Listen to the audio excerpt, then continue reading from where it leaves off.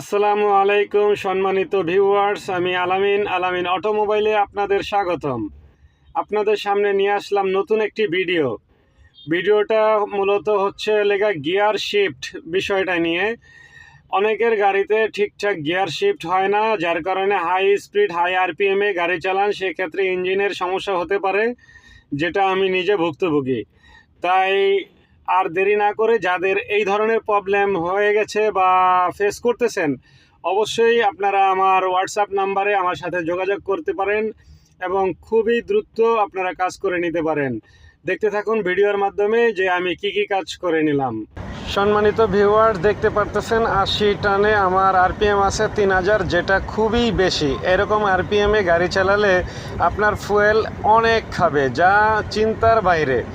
যাক বন্ধুরা, দেখতে থাকুন ভিডিওর মাধ্যমে আমি কি কাজ করিয়ে নিলাম, কিভাবে কি কাজ করলাম। বন্ধুরা দেখতেছেন যে পিছনে দিয়ে আমি বাম পাশে চাকা খুলে গিয়ারের ব্যাক পার্ট খুলে আমি থার্ড গিয়ারের পোলটা খুলে নিলাম। এই যে নাট বোল্ট এক জায়গায় রেখেছি, গাড়িটা আমি যোগান করেছি এবং এটা কি সমস্যা সেটা আমি আপনাদেরকে দেখাবো ভিডিওর মাধ্যমে।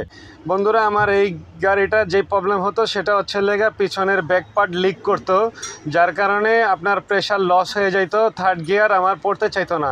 অনেক সময় খুব হাই স্পিডে টান উঠাইতে যায় 4000 4500 আরপিএম নিয়ে, তখন যায় গিয়ার শিফট হইতো, কিন্তু আসলে এভাবে ইঞ্জিনের অনেকটাই ক্ষতি হয়ে যায়, যেটা আমি ভিডিওর মাঝে প্রথমেই বলেছি, ভুক্তভোগী। বন্ধুরা, আপনাদের যদি এই ধরনের গিয়ার শিফট না হয় আর আপনারা যদি হাই অ্যাকচুয়েশনে গাড়ি চালান, সেক্ষেত্রে ইঞ্জিনের উপরে যায় প্রেশার ক্রিয়েট হয় আর সেক্ষেত্রে ইঞ্জিনের সমস্যা হতে পারে।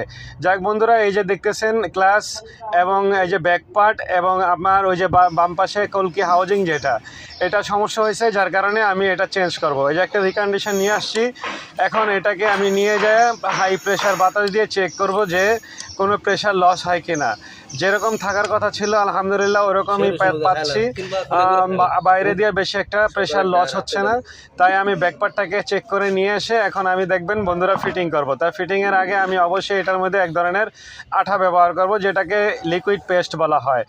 আর ভিতরের পাশটাও আমি পরিষ্কার করে নিচ্ছি, কারণ আমি এখানে স্বয়ংসম্পূর্ণ কাজটা আপনাদের ভিডিওর মাধ্যমে দেখাবো। তাই যে বন্ধুরা, এই যে দেখলেন আঠা লাগিয়ে নিলাম। এখন আমরা এই ব্যাকপার্টটাকে পিছন থেকে লাগাই নেব। তার আগে অবশ্যই হাউজিংটা আমরা লাগাই নিয়েছি, এখন শুধু ব্যাকপার্টটা লাগাবো। সিল চেঞ্জ করে নিয়েছি, ভিতরের হাউজিংটা টপ প্লেট লাগিয়ে দিয়েছি। এখন আমার এখানে একটু তেল লাগবে অথবা গ্রিজ লাগবে, আমি এটা ব্যবহার করব, কারণ নয়তোবা এখানে আপনার খুবই সিম্পল কাজ, কিন্তু এটা একটা রিস্কের কাজ। এটা একটু 19-20 হলে সিলটা কেটে যাবে, বোঝা যাবে না।